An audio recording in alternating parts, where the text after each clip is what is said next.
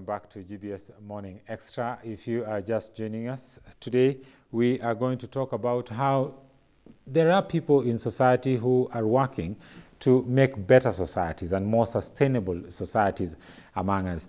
And as I mentioned earlier, we are going to feature a lady in studio today who is going to tell us what she does and why she involves herself in working for the community around her. I'm talking about Irene Nduta. Irene, karibu sana kwa studio. Thank you. Maybe just unaweza tu kuambia watazamaji wetu, who is Irene Nduta and what does Irene Nduta do on a daily basis? Yes. Thank you so much. My name is Irene Nduta. I'm a social worker, a community worker based at KAG Mlango Kubwa at Mathare Slum. All right. Yes, my main responsibility in Mathare Slum is to help the most vulnerable children within the society, right, basically in 4 revolving domains. That is, we help those vulnerable children and also the youths and the single mothers and the women within the society by giving them hope through spiritual development, social-emotional development, physical development, and also cognitive development. Right. As I mentioned earlier, let me repeat again, spiritual development, we teach the light values within the biblical aspect, helping them to know that when they are totally deep-rooted in Christ, everything is possible.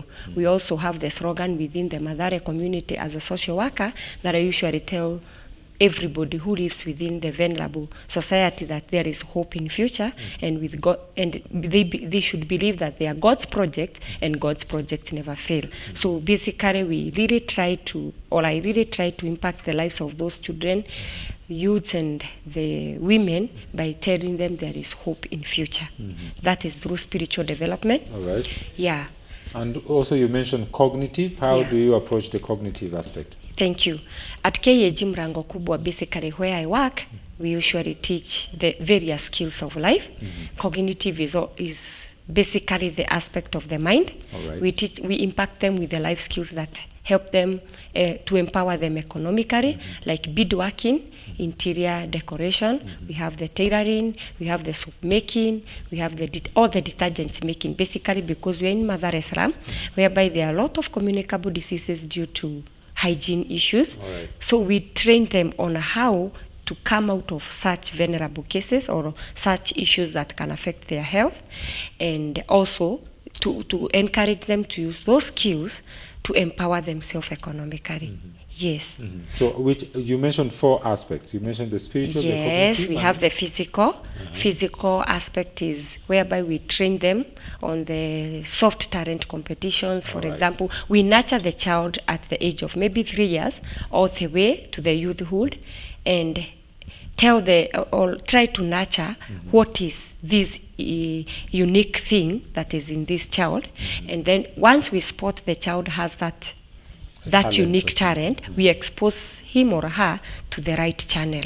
So basically we help to discover the talents, especially to Mathare children with those vulnerable conditions, and then we network with the people that works basically on the physical development, be it exercises, be it any talent we discover the child has, then we channel so that he or she may secure her a better future. Lastly, the social-emotional aspect. Social-emotional aspect. That one is killing, very, very important, especially to any human being that is breathing in and out.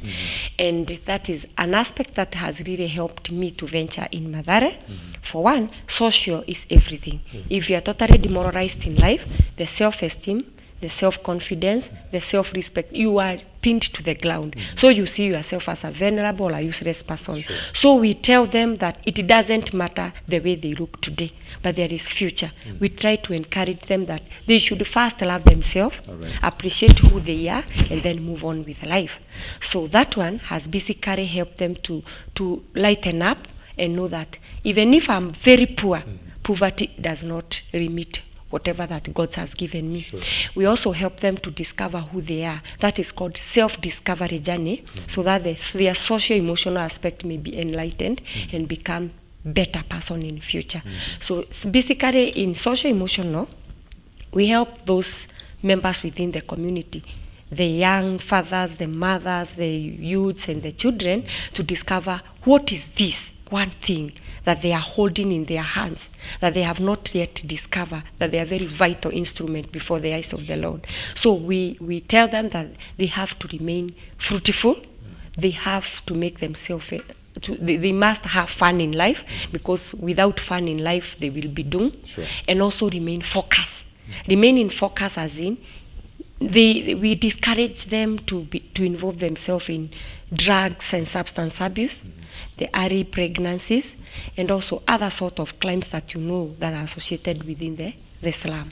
Yes. And of course, I believe that when you tackle all these aspects, then there comes the issue, of social economics, and areas like Mathare, which are some people call it slums, but some people would like to call it informal settlements, are marred with a lot of vices, I would say, and also there are a lot of lackings in terms of resources and access to public amenities and so on and so forth.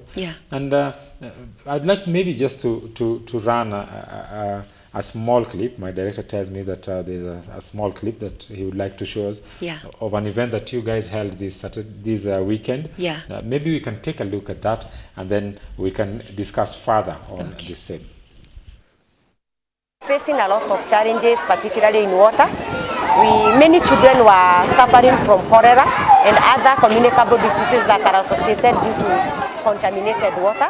But this project has really bring a positive repercussion in this community, because now people will be taking clean water, safe water, and no more diseases that will be experienced as before. So we are very grateful. It has really also helped many people to know that it doesn't matter how much you can struggle, suffering due to lack of a particular issue, but if you trust God and table your issue, God will make a way. So the water project has really helped the community, and particularly to both the mother, a girl child, and any other person who needs water, because water. Well, I see you there having fun with the kids. Now, tell us a little bit about this project that was launched this Saturday, and why is it so important to the residents of Mlango Kubwa in particular? Yes, we say God make a way where seems to be no way. So we were really suffering because within Mathare, there was no clean water. So majority of our children or the mothers, they were suffering from that communicable diseases. So one day, God, with his own divine steps, he ordered someone who came in Mathare and assessed the condition within the church.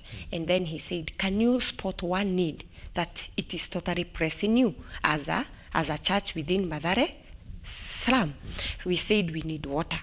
So immediately after that, he went back to Netherlands. His name is Peter, and I really appreciate him. And Peter went and sourced the donor called Rivet Foundation. And the Rivet Foundation came in and supported us in funding the water project that we launched on Saturday, and we were extremely happy. So he funded everything, and now as we are talking, we are changed society whereby we have water, and we know water is life. Without water, you cannot survive. So we were really struggling and using a lot of maybe finances, channeling to hospital for medical purposes because of the outbreak of communicable diseases. So that Rivet Foundation, with network with Peter, it's the ones that funded everything. So we can say we are now a changed, better society with water. Yes.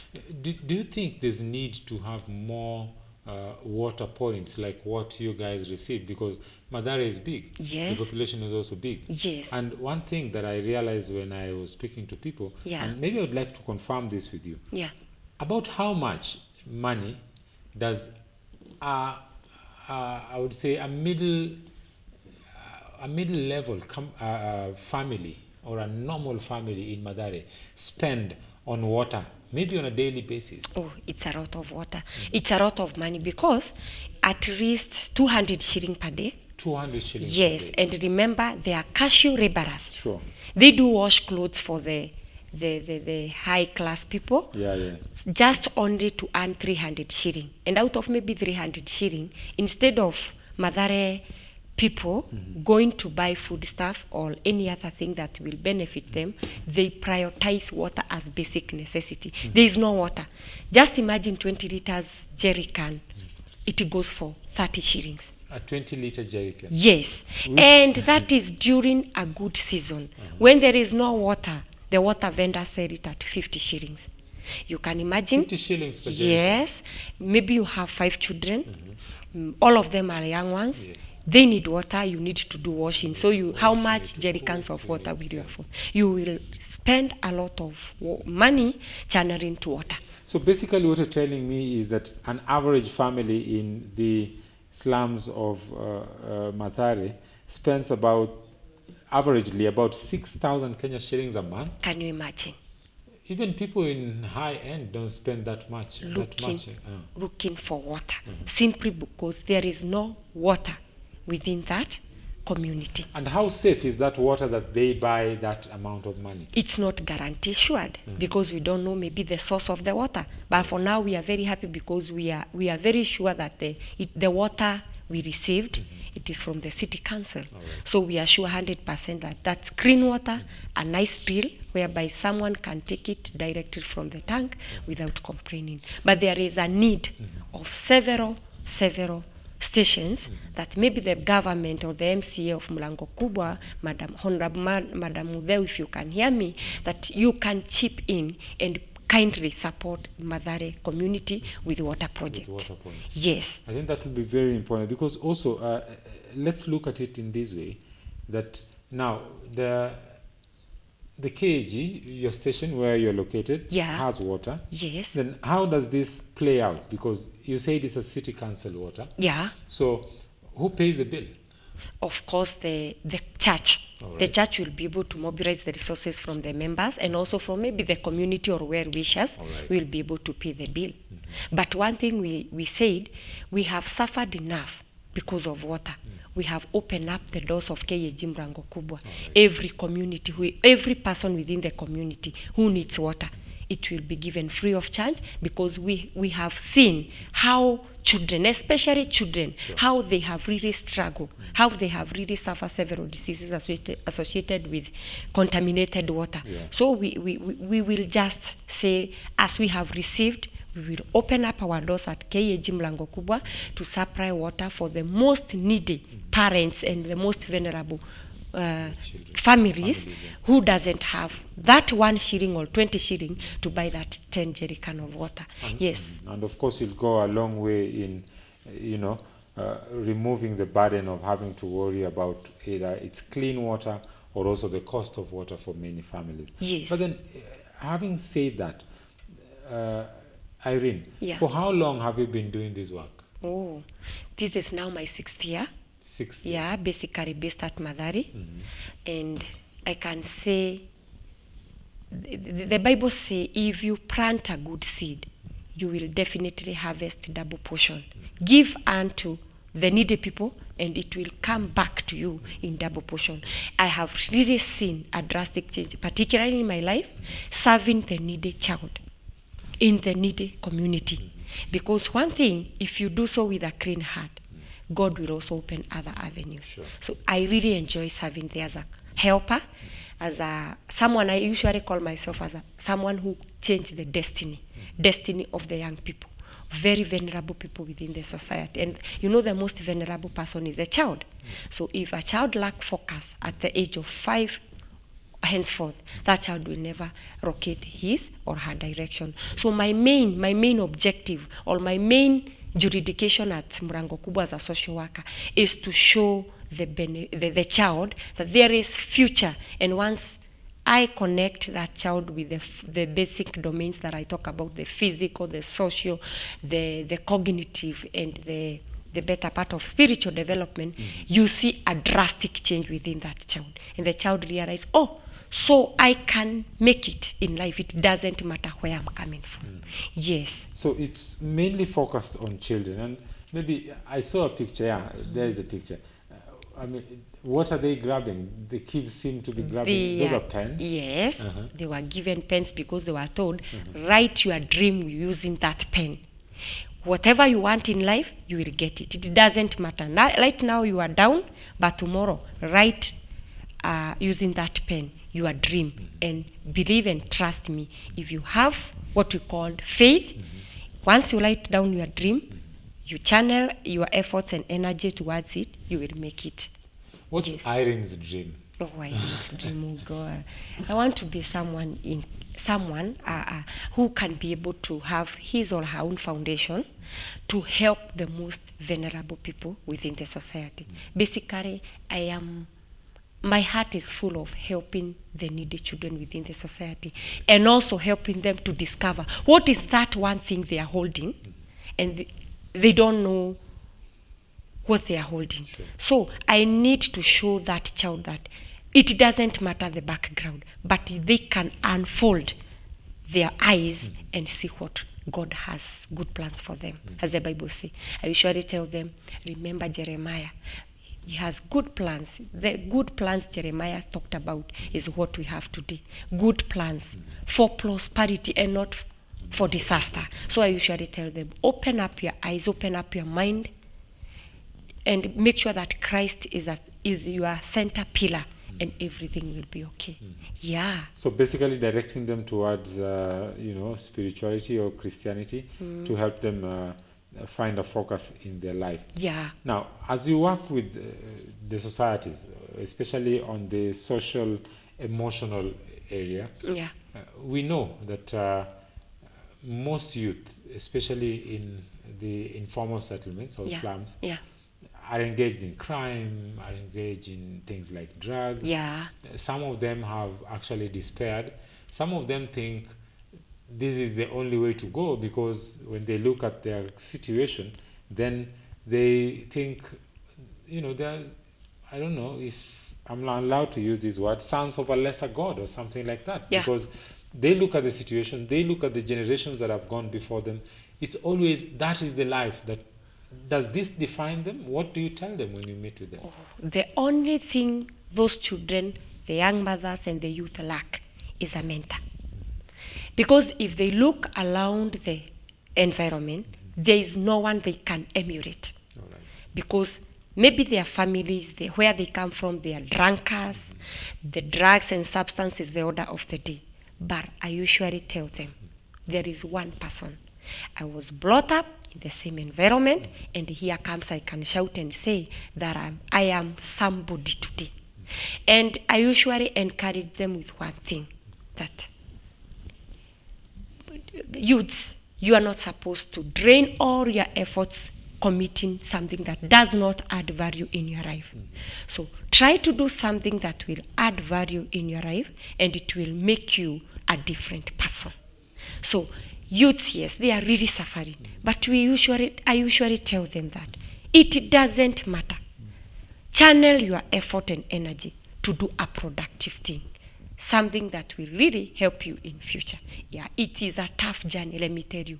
It's a tough journey to convince someone who has been brought up with all the bad vices to change. Rome was not built within a day. But we usually say, patient pays. So I have seen a drastic change, especially to youth and a girl child, but they lack a mentor. So I would like many organizations to come in, especially to Mathare Slum, and show someone, that child, that youth, that it doesn't matter. They will make it if they trust God, and they will make it if they believe in themselves. Because one thing, if you hate yourself, nothing good will come out of yourself. Sure. So the first thing I tell them is that prioritize to love yourself, focus to be very mature, dependable, and you will just blow out and rocket your destiny. Well, I wanted to hold that thought because I want us to take a short break, and then when we come back, I would like us to talk more about that area, because even as we say that they lack mentors, there's also the reality that within the area that they come from, we have the church leadership. We have let me say the clergy, because we have mosques, we have churches in these slum areas. We also have the local administration. Correct. We have, like you mentioned, MCAs like Madame Modeu. I mean, these are leaders Yeah. from among the society. Yes. So how, is it really justifiable to say that these young people lack mentors? Yeah. So I would like us to talk about, what role these leaders can play also to encourage these young people. For now, viewer, today we are joined in studio by Irene Duta. Irene Duta is a social worker based in Mathare. To be more precise, we are talking about the Mlango Kubwa area. And she's been talking to us and sharing what work she does and why she does the work in Mathare. And it's quite interesting, as she engages the young people, the young mothers, the youth, and the young people. She's talking about, spiritual aspects. She's talking about the cognitive aspect, which is, things to do with life skills and so on and so forth. Physical, what talent these kids have. Do they play football? Are they interested in acrobatics and so on and so forth? And also there's the socio-economic aspect, which is also more about the self-discovery journey. And we'd like to talk to her more about this. And right now, I would like us to take a short break, and then we'll be right back with more.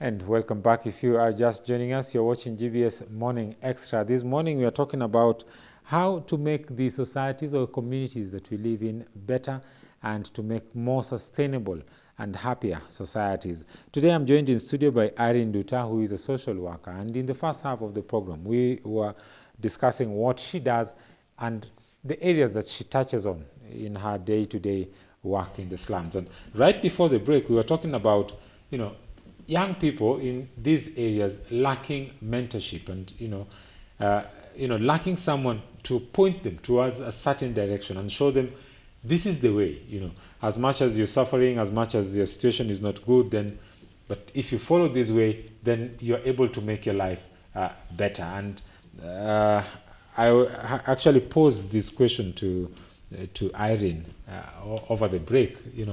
We have the local leadership, that is the churches, and we have the mosques. We also have the elected leaders. When we say that these young people don't have people to emulate in the society, are we saying that these local leadership or religious leaders in the area or other kind of leaders do not really, how is the connection between them and these young people? Because if there is a connection, like you have a connection with these young people, hence you're able to impact their life directly, and they're able to emulate something from you, and they're able to learn something from you.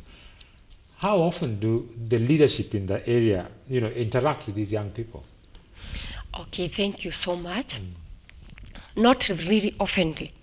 Maybe I can say their schedule of work, maybe they have very tight schedule, but I would like to challenge them that it is always good to sacrifice for the young child.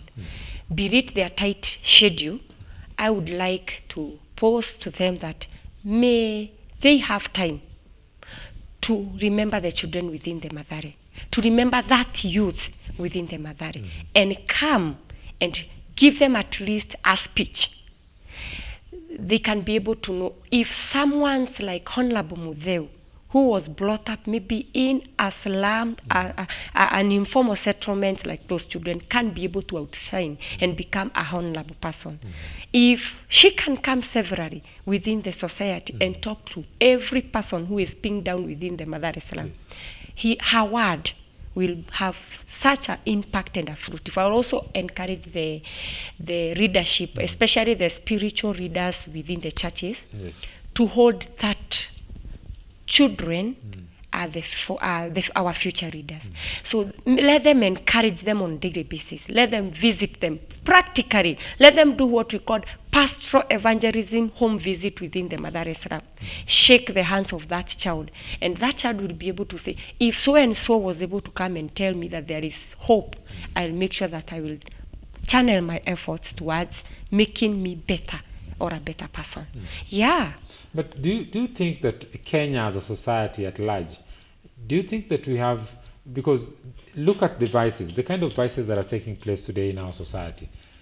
Of course, these things have been happening before, but then if you look at the rate at which now things like crime are happening, if you look at the rate at which things like the use of substance, drug and substance abuse is, continue to increase, then it will clearly tell you that there is something amiss in our society, fabric. There is, there's a problem.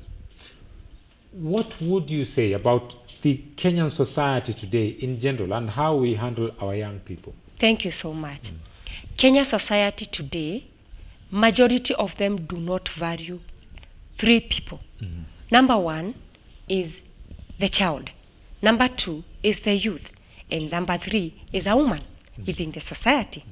But I would like to say this, that how I wish there is people like readers or the trained specialists like social workers will join hands together and do what we call community voluntary. Go to Mother Islam and train them and put this one virtue that will make those children turn at an angle of 360 by discovering who they are. For instance, let me tell you that I have a program that I really like sharing to every youth or every child at a tender age up to the age of maybe 22 years, and it is called Your One Degree. We have several degrees in several universities, but do you know that even you have your one degree? Your one degree that was destined by God, and it is not well nurtured. So I usually tell every youth, papers does not mean everything. There is that your one degree that God has put inside you. It is your work to work and totally work towards it so that you may be able to discover what is it. For example, it is described by an acronym called design. D stands for drivers. Drivers is what push these retro young people to do what they like doing. If they are surrounded by vices, remember that's what the child will drive towards. But I usually tell them drivers are like something that really energizes you on a daily basis. And you are not, I usually tell them, they are not supposed to waste their time on being energized by the negative things that does not add value to their life. Yes. So you usually channel them to a positive thing that can add value. Those are called drivers. We have experiences. What kind of an experience do you think a mother child, a youth child, or a woman face? Definitely it's a negative experience, because everything that surrounds that environment are vices. Mostly vices. Yes, so I usually tell them, spot two things. There is positive experience in your life, and there is also a negative experience in your life. It is your choice. Negative experience totally drains everyone. And even me, I have encountered several negative experiences that have pinged me down. But I usually tell them, never put all your energies to a negative experiences. Try to discover what is this one positive experience that you can cultivate around and outshine the negative experiences. So it doesn't matter whether your mommy, your daddy is a drunkard person. That's a negative experience that can force a youth person to be a drugs and substance abuser. But I usually tell them, no, look on the other coin, because a coin has two sides. Check what else can you do, at least also to eradicate your parents from this calamity. And then they say, wow, yes, let me focus on my positive. And that's why we nurture their talents, because talents will definitely open their positive side of their story. Then we have another thing we call interest and passion. What are they interested? Okay, in our times we were told select teaching as your career because your father was a teacher. So I usually tell them, no, goal setting and career choice should be they should gravitate towards what you like most. If you want to be a footballer, you feel that I am not forced to play this football. Gravitate towards that interest and passion of yours. And then remember, all of us, we have gift, including you. You have one outstanding gift that God has given you in your one degree. So I usually tell them, it doesn't matter. Many people may have 10 gifts, but out of the 10 gifts, only one make them to rocket the destiny. I usually encourage the youths at Mother Islam. Discover what is this one gift you are holding, and then work towards it. And then finally after that, what we call the nature and personality. We are all created different. Are you unique? Yes, I'm unique the way God has designed me. In your own way. So the youth, I usually tell them, remember you are a very vital instrument before the eyes of the Lord. You are fearfully and wonderfully made. So drain all your efforts towards your 1 degree, discover what is this, and then continue, and don't allow any other forces to distract your focus. Yeah, and I have seen them changing.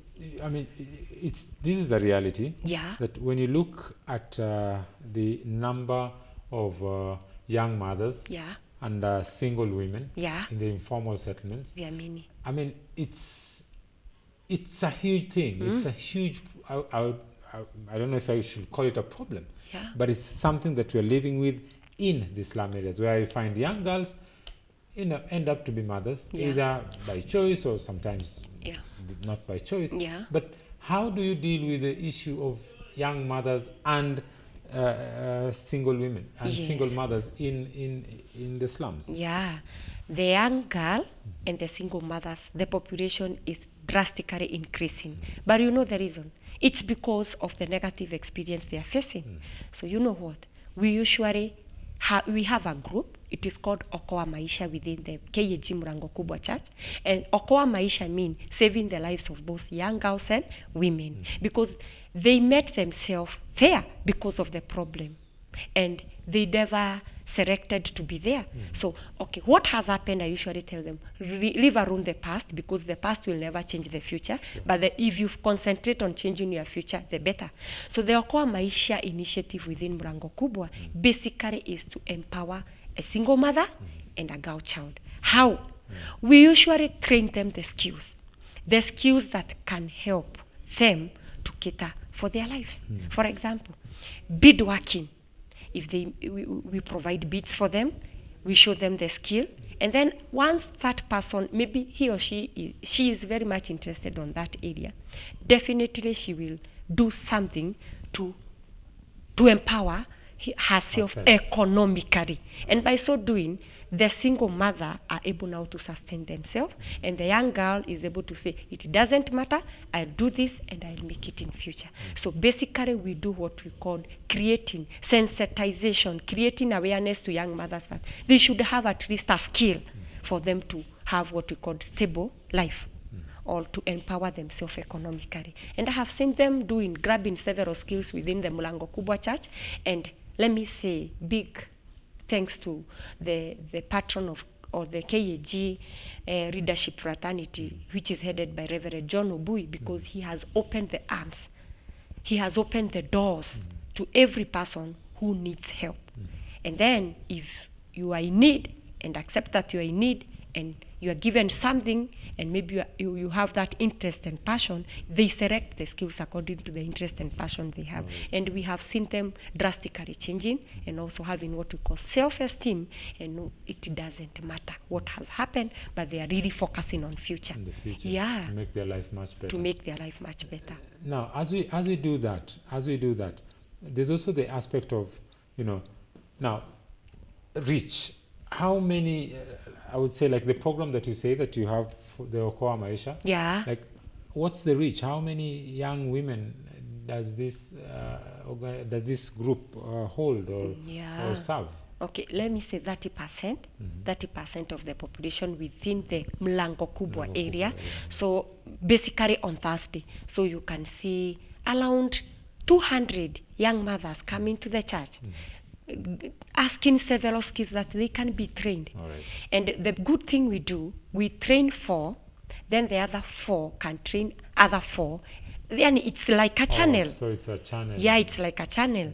And basically, if we train 7 skills for 4 different people, that is 7 multiplied by 4. Those are 28 young mothers. Those 28 young mothers will be able to train other 28. And by the end of the year, our target is the population within the mother, the girl child, and the young mother, or a single mother, will have a tangible skill. And skill is everything. If you have a skill, it's sustainable. It's sustainable. You will be able to move on with life. Yes. And especially at the time when you're talking about sustainable development among our society, and most organizations, I think, even multinational organizations, are more focused on, sustainable development. Yeah. What if we give something? Is it just a handout, or is it something that is sustainable that can help these people make their life much better? Yeah. Having said that, maybe I would just like to hear from you, because when we talk about helping out the girl child, Yeah. and when we look at the slum areas, we realize that the crimes that are being committed there are largely by the male child in the slum area. Sometimes people feel like, the boy child has been left to fate, and nobody is really putting much emphasis in the boy child, and everybody is talking about the girl child. Yeah.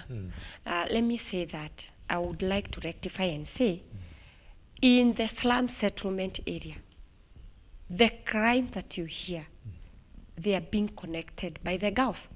Because no one can suspect a girl child being a thug. No one can suspect a girl child being a drug trafficker.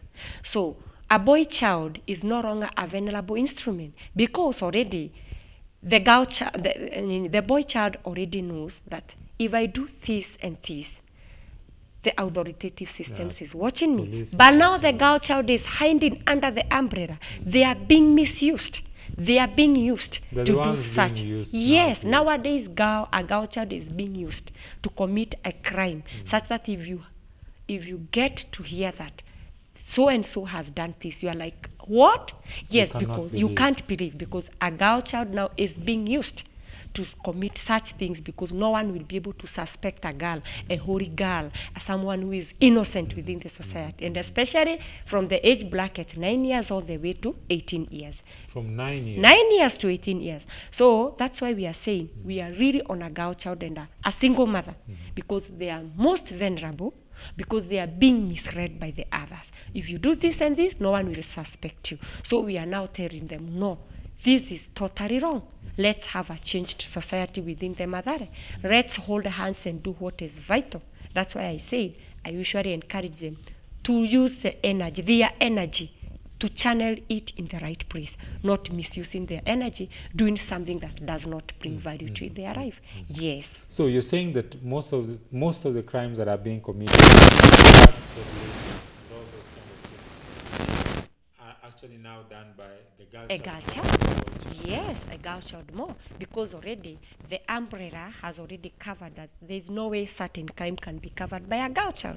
So we have now realized that now the girl child is the most vulnerable instrument, and that's why we are saying we are there out. Yes, a boy child is there. We have not ruled out that the boy child is not vital, but our efforts concentrate more on a girl child and the most vulnerable youth stage, the adolescent stage all the way, as they transit from their childhood to adulthood. That is now the biggest problem within the Madare slum, because they don't know what to do. They need 10 shilling, they don't have 10 shilling. They go and they are shown, or they are given mechanism on how to make this 10 shilling, and that mechanism is channeling their energy in the wrong direction, because committing crime is channeling your energy in the wrong direction. So we are there as KEG Murango Kubwa Church, helping all those girls and all those women and also the youths together to know that there is no need of making Kenya a spoiled society. People will be, we want to make Mathare slum as an icon whereby people will say, even if it is a lower class level person, there's something good in there. Yeah, they can spot something good, because if we teach skills, if we nurture the talents of these young people out of the Mathare society, one day we will get a news anchor, maybe at GBS or any other place. We just want to show them the senior people can come out of the most unsuitable society within the world.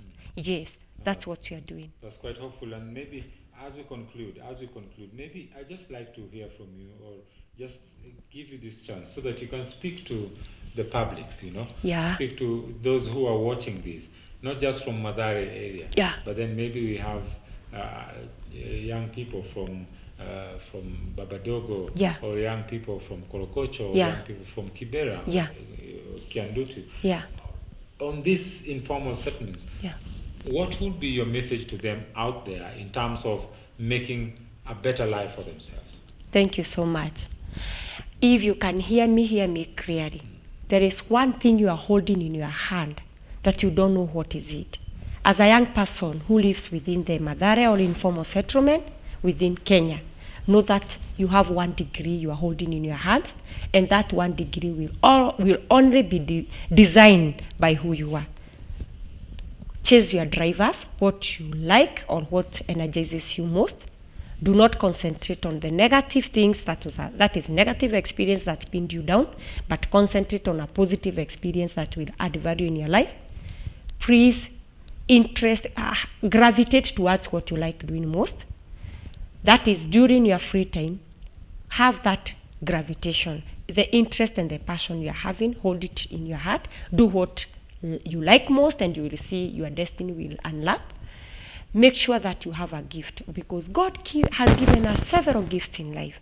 Discover that gift you have and cultivate towards it. And finally, remember you are a unique person. You can't be Irene. You are a unique person who God has destined for a prosperity and future to hope for. But remember, you are God's project, and God's project will never fail. Yes.